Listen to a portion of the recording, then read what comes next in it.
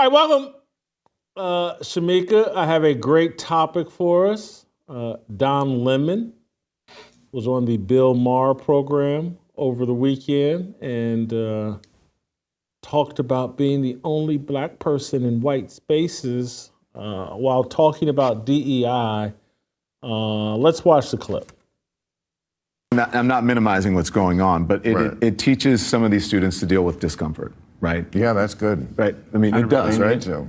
But this You is mean the tent, living in the tent? well, living in the tent, and also listen. I'm different than you guys. You know, I'm a black gay man, so I live in uncomfortable spaces all the time, and I think that is a good lesson for college students. Again, I'm not saying Why? anti-Semitism is right. What's going on? Well, what do you mean? What's going on? Well, you say uncomfortable spaces. Well, it's uncomfortable. Everything. College is not a comfortable place. You learn. No, but you say grow. you live in these spaces. Yeah, I live in these spaces. Well, I mean, just tell me what. Well, I'm often the only person of color in the room, especially in. There's only three of us spaces. here. Yeah. Come on. Come on. Come on.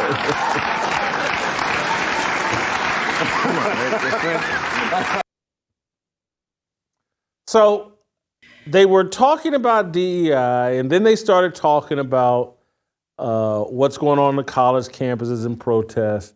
Lemon was actually critical of diversity, equity, and inclusion. Then they start talking about the protests, the pro-Hamas, pro-Palestine protests going on college campuses. Then Don transitions into about these uncomfortable spaces he's in. He's often the only, and Bill Maher calls him out on it, but not the way I would have called him out.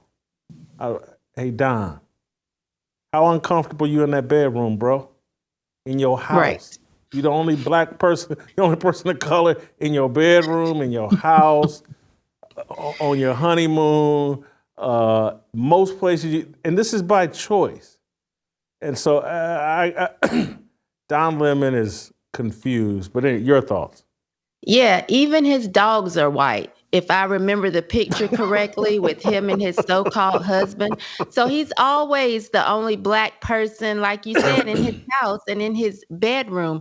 And what makes me so angry about Don is he always wants to bring up race, and he's the one that wears his love of mud stomping on his sleeve.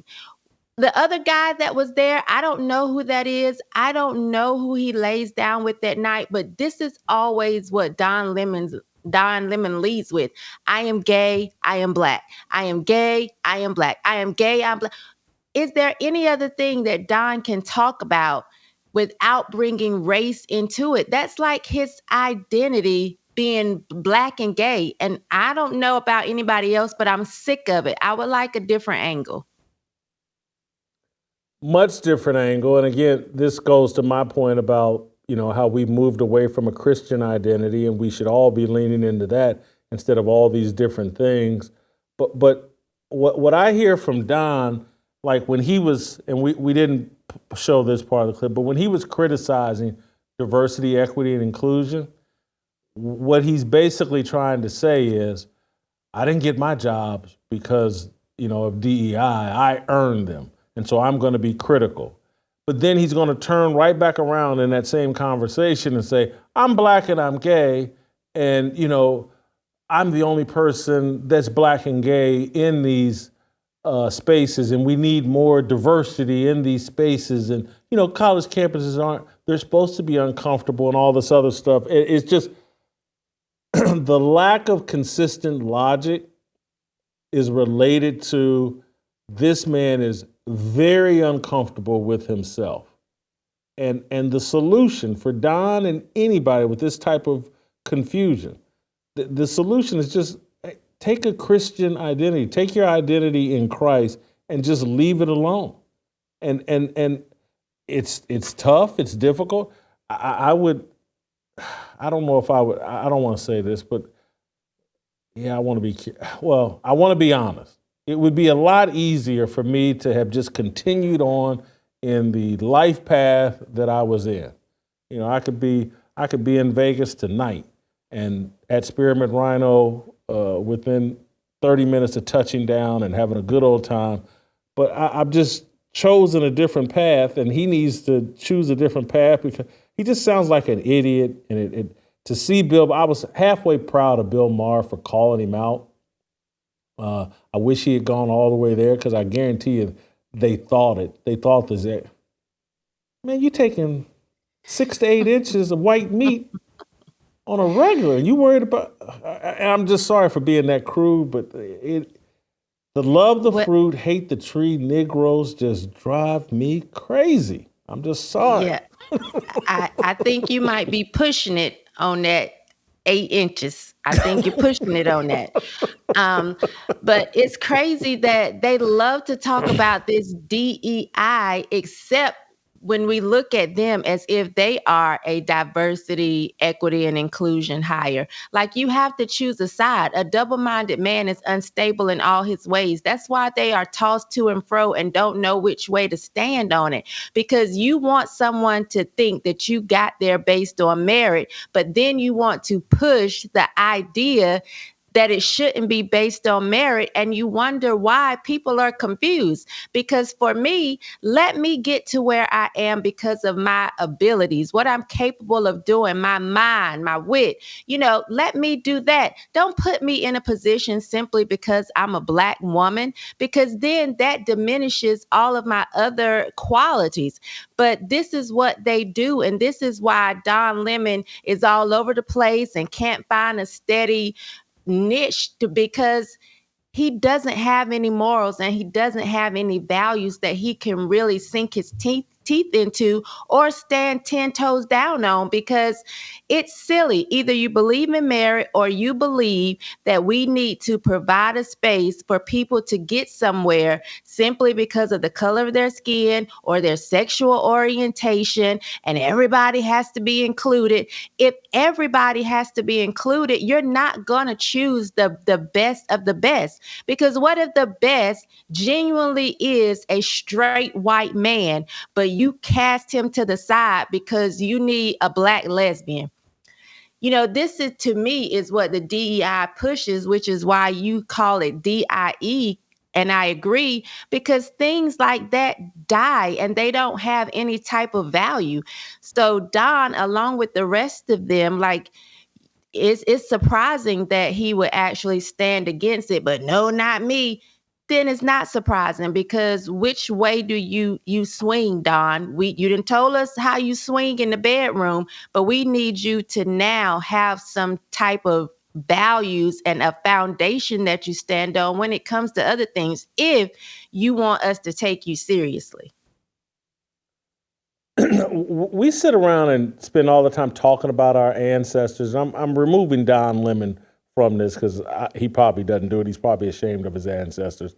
But many of us sit around and talk about our ancestors, and we so inspired by them, and I just sit there and go, take my grandfather, all that he accomplished, what he provided for his family. And there was no diversity, equity, and inclusion. No one gave him anything. And he provided for his family. He's a great provider. That was his greatest strength, because he was a player and all the other stuff that drove my grandmother crazy. But he was a provider. I just think of all that he accomplished. And then for this generation, let's say Paul would be 100 years old right now. And for my generation and younger people to sit around and go, well, if they don't give us X, Y, and Z, we can't make it. The world's not fair.